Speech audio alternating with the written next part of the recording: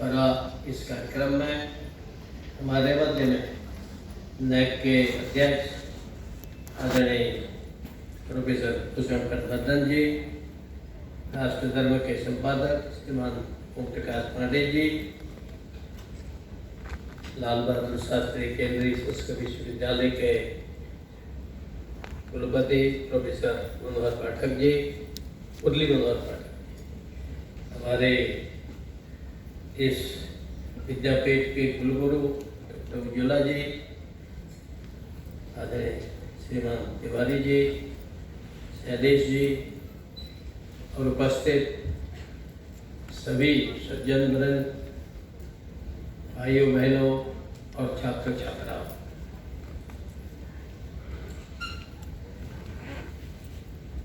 मुझे तो ऐसा लगता है जब भाषा बोलो तो भाषा के साथ साथ आगे बोलो, कुछ शब्द ऐसे बोलते जाओगे तो भाषा से मिलता जुलता शब्द माता है और माता से मिलता जुलता शब्द छात्रा है। तो एक प्रकार से ये छात्राओं के बीच में, और काफ़ी मात्रा में छात्राएं दिख रहे हैं, तो ये छात्राओं के बीच में और भाषा के बारे में बोलना तो ये है कि भाई ऐसा लगता है कि हमसे ज़्यादा भाषा तो छात्रा जानते हैं कि दोनों ही स्त्रीलिंग है, भाषा भी छात्रा भी माता भी। तो एक प्रकार से आपके बीच में कोई अपना ज्ञान डालो। अब ये पांडे जी, तिवारी जी, पाठक जी डाल सकते हैं, तो मेरे लिए उतना संभव नहीं है, क्योंकि ये लोग जानकार जाते हैं, पढ़ते हैं, लिखते हैं, पुस्तकें छापते हैं। लेकिन मैं सबसे पहले तो जैसे महर्षि कर्वे जी ने विश्वविद्यालय की स्थापना की, महाविद्यालय की विद्यालय की स्थापना की, आज इतना बड़ा विश्वविद्यालय बन गया, तभी विश्वविद्यालय नहीं था, तो छोटा छोटा था, आज बहुत बड़ा हो गया। तो ऐसे ही आज इस विश्वविद्यालय में, इस विद्यापीठ में ये जो राष्ट्र निर्माण, माने मैं तो इसको कहूँगा कि राष्ट्र का पुनर्निर्माण, राष्ट्र तो ऑलरेडी है ही है। राष्ट्र कोई ऐसा थोड़ी कि वो हमारे कुछ ऐसे विचारक होते हैं या थे, अब थोड़ा कम होने लग गए। तो विचारक कहते थे कि India is a nation in making, ये राष्ट्र भी बन रहा है। अरे जब तुम पैदा नहीं हुए थे, दुनिया में लोगों ने सूरज का किरण नहीं देखी थी, तब भारत राष्ट्र बन गया। अब तुम कैसे हो गई India is a nation in making?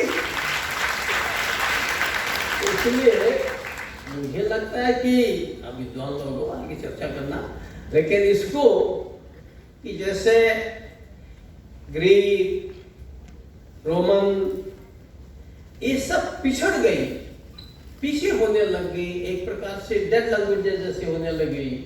तो इंग्लैंड, फ्रांस में, इंग्लिश में, फ्रेंच में एक नया आया, उन्होंने कहा कि नहीं हम रेनेसां करते हैं, पुनर्जागरण करते हैं। एक प्रकार से हमें जो ये भाषा के राष्ट्र निर्माण के बारे में चर्चा करनी है, तो ये राष्ट्र के पुनर्निर्माण में भाषाओं का क्या क्या योगदान हो सकता है, कैसे हो सकता है, कैसे हो रहा है, ऑलरेडी हैपनिंग, ऑलरेडी हो रहा है। तो इसलिए उस दिशा में आप जो 3 दिन की चर्चा हम करेंगे, तो मुझे लगता है कि हमको बहुत अच्छी चीज मिलेगी, क्योंकि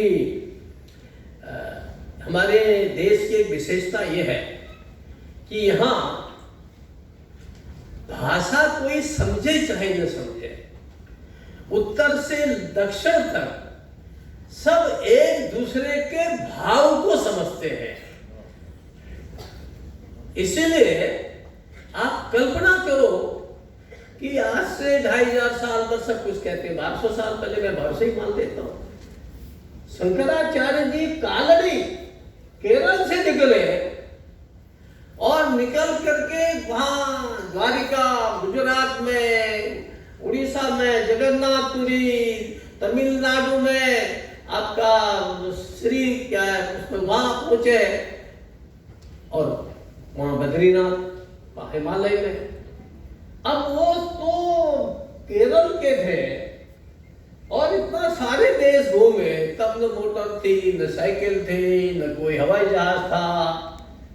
उस सन्यासी पैदल गया 32 साल में, उसको सबने सुना। तो ये क्या चीज थी? क्या सबके सब संस्कृत जानते थे कि मलयालम जानते थे? लेकिन एक चीज थी कि वो सारे देश में जो एक भाव चलता था, ये भारत एक है, इसके सारे देवी देवता ये हमारे सबके सारे देवता है। यानी गुरुवायूर जाओ तो एक ही बात है, तिरुपति जाओ तो एक ही बात है, केदारनाथ जाओ, बद्रीनाथ जाओ, पंढरपुर जाओ, कहीं भी जाओ, ये सब एक ही चीज है। ये हमको एक सूत्र में बांधते हैं, ये हमारे सब आदर्श है, पुण्य के हैं, क्षेत्र है। तो ये जो भाव है, ये भाव ये अनादिकाल से चला रहा है। संभवतया पांडित जी अभी वाल्मीकि रामायण की बात कर रहे थे, मुझे लगता है कि सब उससे पहले से भी भाव चला रहा है, क्योंकि ऋग्वेद कहता है हम राष्ट्रीय संगमनी वसुना। अब बताइए कि हमारे विचार जो अपने को बड़ा लिबरल और प्रगतिवादी कहते हैं, बोले भारत राष्ट्र था ही नहीं। सबसे पुराना दुनिया का वेद कहता है हम राष्ट्रीय संगमनी वसुना। मैं उस ताकत और शक्ति है हमारे, वो कहते हैं कि मैं तो सारे राष्ट्र के उसकी शक्ति हूँ, संगठित शक्ति हूँ। तो ये क्या है? अब ये जो पंडित लोग बैठे हैं, बड़े हैं, पाटिल जी, पांडे जी, तिवारी जी, जाने कौन, तो अब हमारे पुरुष सूत्र से कहां से जायताम राष्ट्र राजन्य सूर है, आप रमन मनोवर्चसी जायताम राष्ट्र राजन्य सूर, ऐसे थोड़ी है, ऐसा ही है ना। विद्वान लोग, आप लोग, मैं गलती भी कर सकता हूँ। तो हमारे यानी कैसा मंत्र है कि आज से हजारों साल पहले आप ब्रह्म वर्चसी, ये विद्वानों के लिए है, जो विद्वान लोग हैं, जैसे विद्वान लोग जो ब्राह्मण है, जो ब्रह्म को जानते हैं, जो ईश्वर को जानते हैं, तत्व को जानते हैं, ईश्वर को जानते हैं, तो ऐसे लोग फिर वो कैसे रहेंगे भाई? जो ब्रह्म को जानते, कॉलेज में पढ़ रहे हैं, यूनिवर्सिटी में पढ़ रहे हैं, अध्ययन कर रहे हैं, लेबोरेटरी में अध्ययन कर रहे हैं, तो इनकी सुरक्षा चाहिए। तो उनके लिए क्या है? राष्ट्रीय राजन्य सूर, राष्ट्र में ऐसे सूरवीर, ऐसे राजा होना चाहिए, किसी कल्पना है। तो एक प्रकार से ये जो मंत्र है, ये कोई वो हिमालय में या कोई किसी कुटिया में नहीं है, ये मंत्र सारे देश के लिए है, और हिंदुस्तान के लिए भी, नेपाल के लिए भी, वहां भी यही बोलते हैं, पशुपतिनाथ है। तो आप कल्पना करिए कि हम जो एक प्रकार से जब हमारे राष्ट्र के पुनर्निर्माण की बात करते हैं, और जो हमारी एनईपी है, न्यू एजुकेशन पॉलिसी, ये एक प्रकार से एक नया विचार जो देने जा रही है कि विचार हमारा नया है, परंतु आधार पुराना है। Foundation is old one, oldest one, और इसलिए उसको हम कैसे आगे बढ़ाए हैं। और यदि आप लोग बच्चों पढ़ोगे तो मुल्का मुल्कियां बैठे हैं, पढ़ोगे तो आपको बहुत, यानी मैं कोई मराठी, बंगाली या गुजराती की बात नहीं कर रहा हूं, उर्दू भी पढ़ोगे तो अलिफ बे पे तेरे से अलिफ माने, ओ बे माने, बो ते माने, तो ते माने, तो से माने, सो। तो ये सब ऐसा लगता है कि इस यहाँ उर्दू कोई अरब की भाषा नहीं है, यहाँ हिंदुस्तान से जन्मी अरबी भाषा है ना। तो ये सब इस देश में जो चीजें जन्मती है, वो सबका आधार। अब तमिल में कुछ कफा गगो जो व्यंजन है, उसमें 2-4 अक्षर नहीं है, वर्ण नहीं है, लेकिन वो भी वही है, सारी चीजें एक है। हाँ, उसके जो अभिव्यक्ति है, बदलते बदलते भाषा बदल जाती है। हमारे यहाँ क्या कहते हैं वो, 4 कोस पर पानी बदले 5-8 कोस पर पानी, कोस पर बदले पानी, 2.5 कोस पर बदले पानी। यानी एक कोस में पानी बदल जाता है, 2.5 कोस में पानी बदल जाती है। अगर आप ये देखेंगे इसी महाराष्ट्र में, आप देखोगे कि यहाँ कोंकण में एक भाषा है, पूरे सिंधु यहाँ जाइए, सिंधुदुर्ग जाइए, रत्नागिरी जाइए, और थोड़ा उधर चंद्रपुर और गढ़चिरौली जाओगे तो वहाँ की भाषा भी परिवर्तन हो जाता है, डायलेक्ट भी परिवर्तन हो जाता है। जैसे पानी भी जगह जगह बदल जाता है, ऐसे भाषा बदल जाती है। लेकिन उस बदलने के बाद भी क्या हमको लगता है कि वो अलग अलग है? उस भाषाओं के बदलने के बाद भी हमको लगता है कि ये हम सब एक ही हैं, हम अलग नहीं हैं, हम एक राष्ट्र हैं। तो इसलिए जो भाषाओं का हमारे यहाँ बहुत बड़ा योगदान रहा है कि देश को एक करने में हमारे ऋषि मुनि संत जो हुए हैं, इन ऋषि मुनि संतों ने कुछ ऐसी बातें बोली हैं, कुछ ऐसे चीजें हमारे सामने दी हैं कि उनके माध्यम से हम बिना एक दूसरे की भाषा जाने भी, अब हम दक्षिण के मीनाक्षीपुरम में चले जाओ, कितने लोग तमिल जानते हो, लेकिन जाके पूजा करते हो कि नहीं? आप चले जाइए गुरुवायूर में, कितने लोग वहाँ मलयालम जानते हैं, लेकिन हम जाते हैं, पूजा करते हैं, आशीर्वाद लेकर के आते हैं, क्योंकि भगवान भाषा नहीं सुनता, भगवान हमारे भावों को देखता है। कितने सत्ता से आए हो, अब वो सब समझ जाता है। हम सोचते हैं जैसे भगवान से भाव जाता है, भाव जानता है कि हमारे भाव क्या है। तो इस देश में एक प्रकार से ये जो भाव है, ये भावनात्मक एकता हमारे देश में एक है। एक गांधी जी आह्वान करते हैं, सारे लोग खादी पहनने लगते हैं और बुढ़ा चलता है, उन्होंने कहा सत्याग्रह करो, सब पीछे लग जाते हैं। तो ये क्या है? ये बड़ा भाव है। एक प्रधानमंत्री मोदी का योग करना, तो इस देश के नहीं विदेश के 180 देश वो भी योग करने लगते हैं। कितना भाव है! ये जो भाव का जगत है, ये वास्तव में कैसा जगत है? ये हमारे ऋषि मुनियों की तपस्या से, ये कोई एक दिन में नहीं होता है, हजारों साल से हमारे ऋषि मुनि, हमारे चिंतकों ने, विचारकों ने, इसीलिए तो हमारे इस देश के अंदर आज जितने बड़े बड़े लोग हैं, विवेकानंद जैसे, रविन्द्रनाथ टैगोर जैसे, दुनिया के लोग उनको सुनते हैं, मानते हैं। तो ये हमारे इस देश के हमारे जो संत हैं, बड़ा काम किया। अभी हमने वाल्मीकि रामायण की बात की, अब आप कल्पना कीजिए, अभी उनके चरित्र निर्माण की बात बोल रहे थे कि कौन ऐसा है जो चरित्रवान है, हमारे पंडित जी बोल रहे थे। उसी में आगे वो कहते कौन ऐसा है जो समुद्र युग गंभीर धैर्य ना हिमवानी हो। मैं हिमालय से आया हूं, अभी समुद्र के पास हूं, तो बताइए वो वाल्मीकि कहता है कि जो समुद्र के समान गंभीर और हिमालय के समान धैर्यवान हो। हिमालय बर्फ पड़ती रहती लेकिन धैर्य से खड़ा है, साहिबा भी डराने में डरता है। अब ऐसा चरित्र किसका है? तो कैसे ये जो चीजें हैं, ये हमको समझना चाहिए।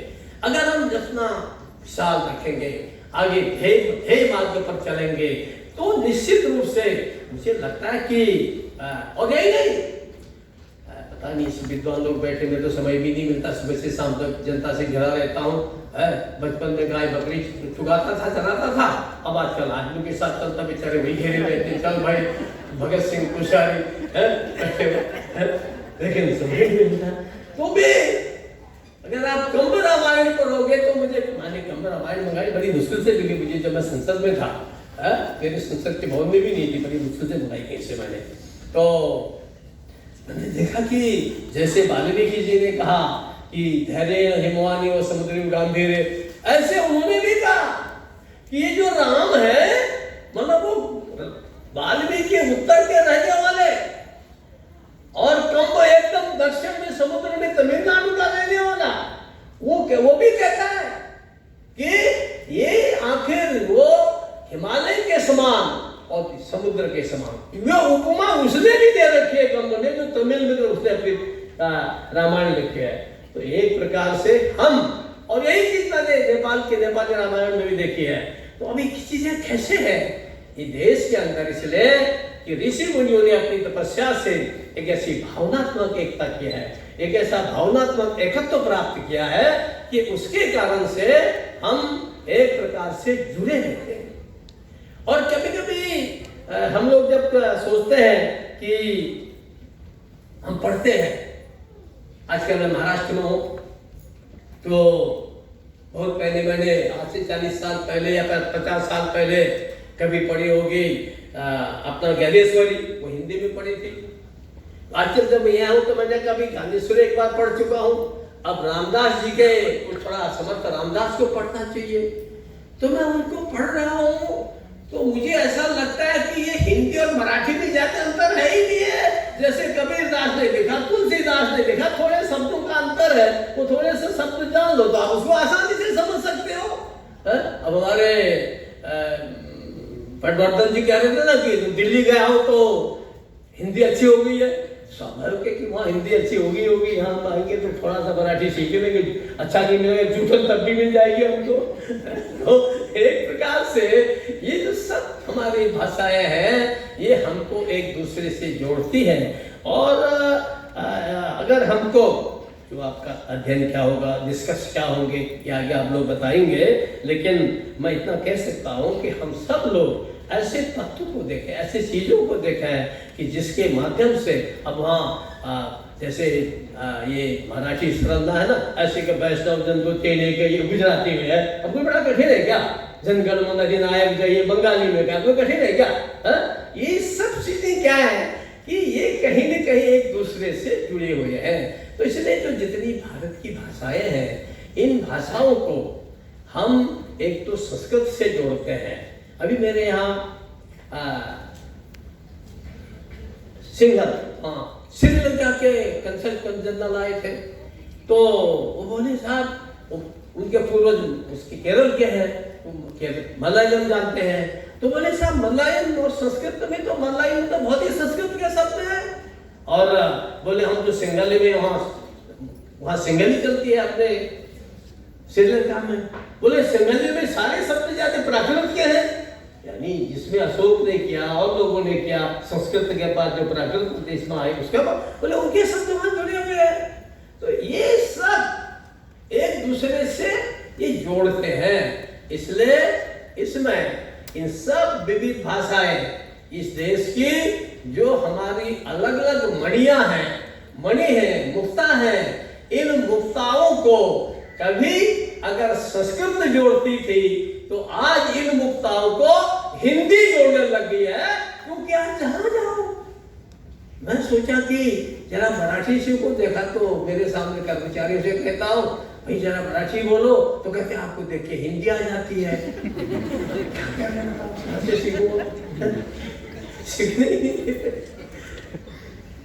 मैं ऐसे विदेश जाता हूँ, संयुक्त राष्ट्र संघ में था, मैंने बहुत जगह बात बोली है, ये आपके सामने भी बोल रहा हूँ। मेरे जो परमानेंट रिप्रेजेंटेटिव थे, आजकल दिल्ली में हमारे रिटायरमेंट के बाद मोदी सरकार में मंत्री हो गए, उन्होंने मुझे पाकिस्तान के उनसे कराया कि he is mister Haider permanent representative of Pakistan. तो मैंने कहा mister Haider can you understand Hindi? वो जल्द से बोला अरे जनाब आपके हमारी जुबान तो एक ही है, और पूरा हिंदी में बोलने लग गया। तो अंग्रेजी बकरेजी कर पाता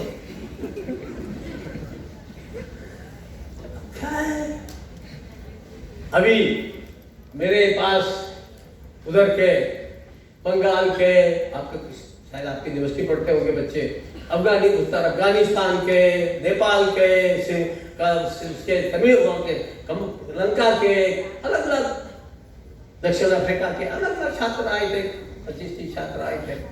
तो उनमें से एक आध जो बांग्लादेश का छात्र था, मैंने उसका भाई मैं थोड़ा 2-4 शब्द बंगाली बोला उससे, वो बड़ा खुश हो गया और बोले सर हम तो हिंदी बोलते हैं। तो ये ऐसी चीजें हैं कि हम ये जो आज का जो ये सेमिनार 3 दिन का हो रहा है, मुझे ऐसा लगता है कि इस 3 दिनों में विविध एंगल से, विविध प्रकार के दृष्टिकोण से और एक ध्येय लेकर के कि देखो ये भाषाएं हमको जोड़ती हैं और राष्ट्र के पुनर्निर्माण में इन भाषाओं का समृद्ध होना जरूरी है।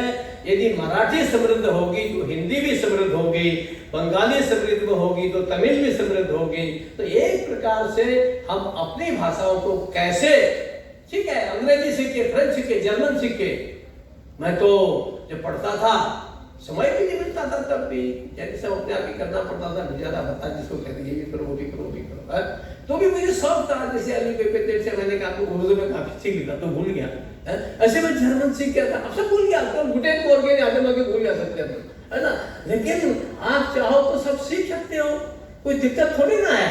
और इसलिए जितनी ज्यादा भाषा सीखो बहुत अच्छी है, परंतु सबकी माताओं को अपनी माता जरूर मानो, परंतु अपनी माता तो अपनी माता होती है, और अपनी माँ के साथ साथ अपनी जो माँ मराठी हो सकती है, माँ बंगाली हो सकती है, माँ हिंदी हो सकती है, पर अपनी जो दादी नानी है तो उसको भी तो नहीं भूलना चाहिए, तो संस्कृत को भी नहीं भूलना चाहिए। और इसलिए हमारे संस्कृत के डिपार्टमेंट ने अच्छा काम किया, तो इनको बहुत बधाई देता हूँ, अभिनंदन करता हूँ। और मुझे विश्वास है कि आप सब लोग निश्चित रूप से हमारे भाषा के माध्यम से, भारतीय भाषाओं के माध्यम से इस राष्ट्र को और अधिक समृद्ध करने, जैसा हमारा बात बोल रहे थे, जगत गुरु बनाना है। जगत गुरु केवल भाषण से नहीं होता है, जगत गुरु करने के लिए अपना पसीना बहाना पड़ता है, अपना समय देना पड़ता है, अपनी श्रद्धा रखनी पड़ती है, और उसके माध्यम से और अपना विश्वास होना चाहिए। तो विश्वास हो, ये सब चीजें होंगी, उस दिशा में हम सफल होंगे। सौभाग्य से आज देश उस दिशा में आगे बढ़ रहा है, और हमारी जो नई पीढ़ी है, नई पौध है, निश्चित रूप से ये हमारे जो पूर्वजों का सपना है उस सपने को पूरा करेगी, और भाषाओं के माध्यम से हम निश्चित रूप से अपने देश को आगे बढ़ाएंगे, ऐसा मेरा विश्वास है। और थोड़ा स्वाभिमान जरूर कीजिए, अपनी भाषा के बारे में खूब स्वाभिमान रखिए, फिक्र मत करिए।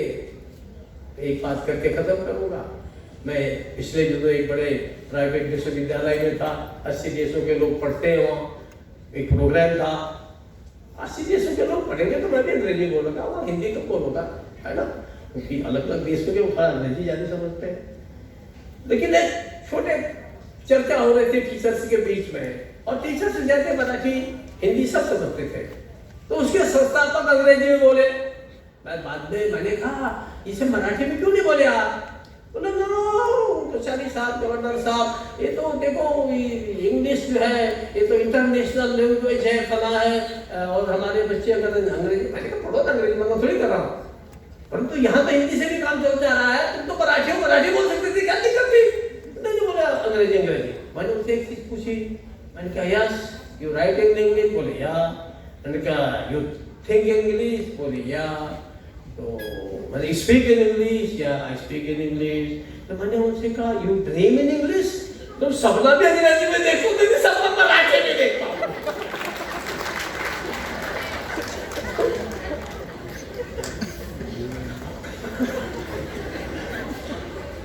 इसलिए हम अपने उस पर स्वाभिमान के साथ आगे बढ़ें, और आप सब लोग अपना अपना योगदान दें। मेरा विश्वास है कि मुझे आयोजकों ने समय कम दे रखा था, मैंने थोड़ा ज़्यादा दे दिया है, और बच्चे तो मुझे बच्चों के बीच में थोड़ा अच्छा लगता है, बुरा मत मानना सब लोग, यहाँ सियाने लोग बैठे हैं, उनके बच्चों से मेरे को बहुत ताकत मिलती है, ऊर्जा मिलती है। अच्छा